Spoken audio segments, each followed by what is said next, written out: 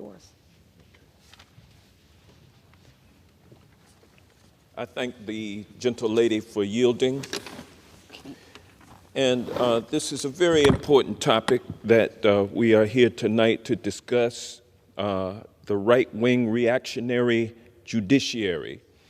And I want to start by reading a quote that was set out in an article written by Bob Woodward and Carl Bernstein, published in the Washington Post back in June of 2022.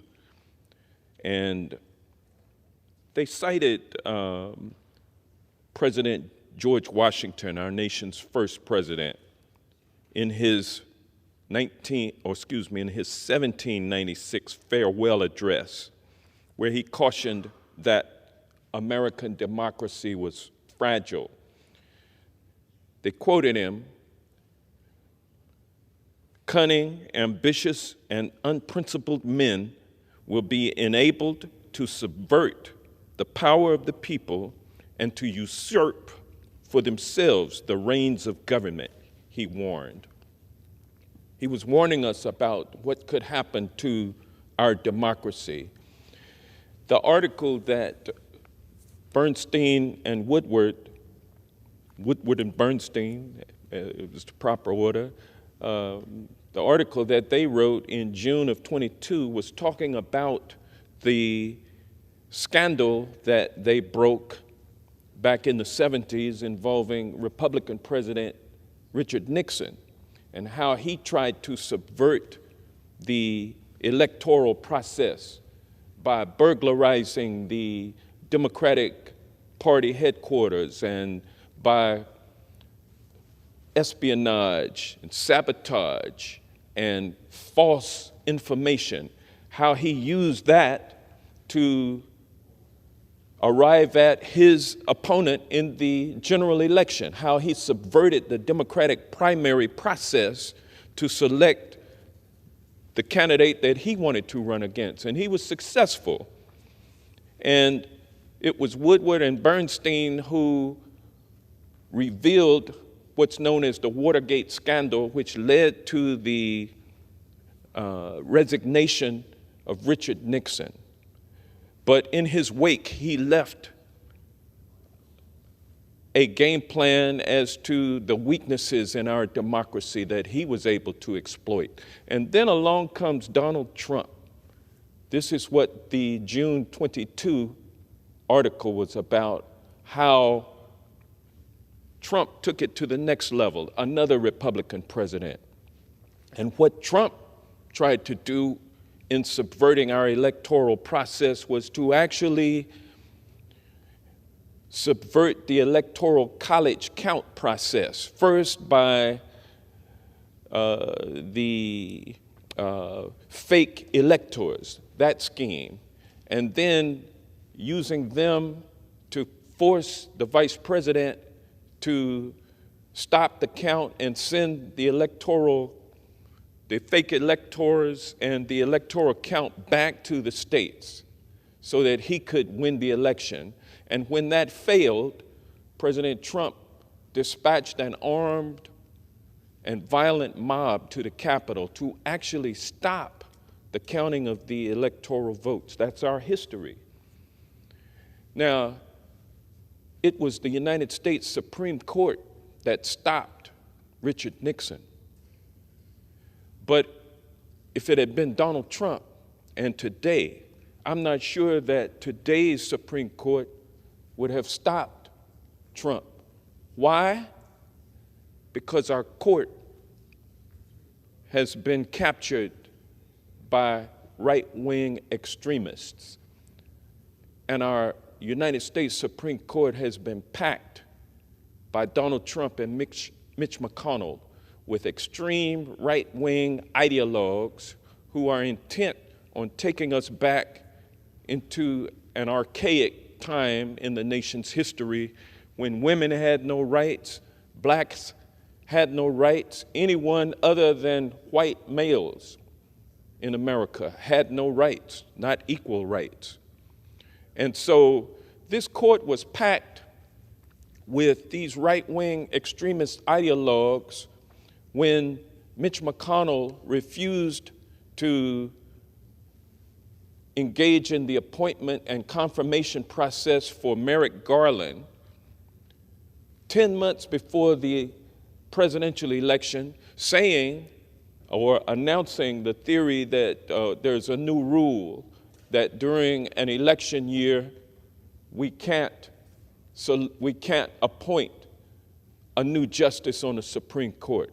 And so that position, caused by the death of Scalia, was left vacant until such time as Republicans won the Senate and Donald Trump came into office, and he was able to appoint a justice to the Supreme Court that should have been a justice appointed by President Obama. And then he got 2 more picks during his years, and he picked Federalist Society judges who he had made a campaign pledge to appoint them. And these are justices that come from a political organization, the Federalist Society, with political ideals and objectives. And they have 3 new justices appointed. They had already had 2 that were on there. So now we have a super majority, every one of which belongs to the Federalist Society, and every one of which was selected by the Federalist Society for their seat. And so these justices have a program that they are carrying out. It's the Republican playbook.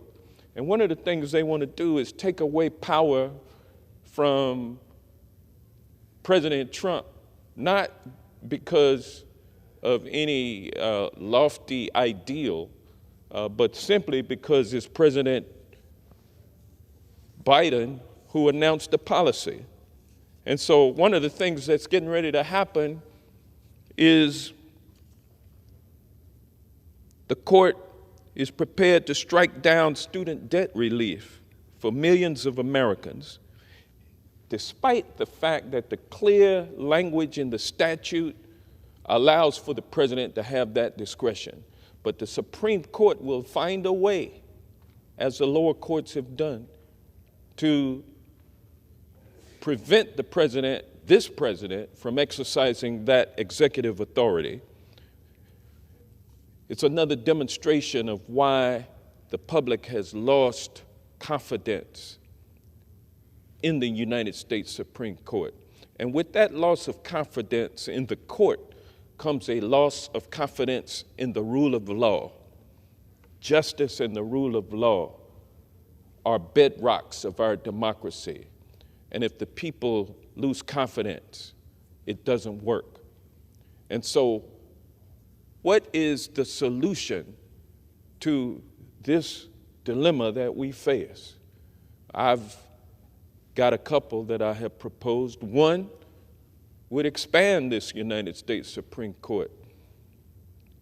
Unpack it. They say that you're trying to pack it, but no, we're trying to unpack it. They packed it. Republicans packed it. We're trying to unpack it. It's for the sake of our democracy that we need to pass legislation that unpacks the court and expands it with 4 additional seats. And something else we need to do, we've reached a point where lifetime tenure does not work anymore. We've got Federalist Society justices on the court and Federalist Society judges throughout the federal courts who have lifetime tenure. They're young. They can change our society for the next 30, 40, 50 years. So we have to have reform in our courts. We have to expand the ranks of the federal district court judges, the federal circuit court judges, and yes, the United States Supreme Court. And we need to add term limits to the United States Supreme Court so that there is a regular infusion of modernity and sensibility to the court so that it does not grow old, stale, and stodgy. I have legislation that would create such a regimen of 18-year term limits for Supreme Court justices. And last but not least, you would be surprised to know that unlike other federal court judges who are bound by a code of conduct, the Supreme Court justices are not bound by a code of conduct. That's how you can have a situation where a Supreme Court justice can have a wife that is taking money from interests with cases before the court, putting that money in the pocketbook of that spouse, which is enjoyed by her husband sitting on the Supreme Court. They don't have a code of ethics. So we need a code of conduct that is applicable to the justices on the Supreme Court. And I've got legislation that would provide for that, which needs to be passed as well. And I know that Congresswoman Lee, that I have exhibited extreme wokeness today, and I want to apologize to this body for descending into wokeness, but I wouldn't really want to be any way other than woke.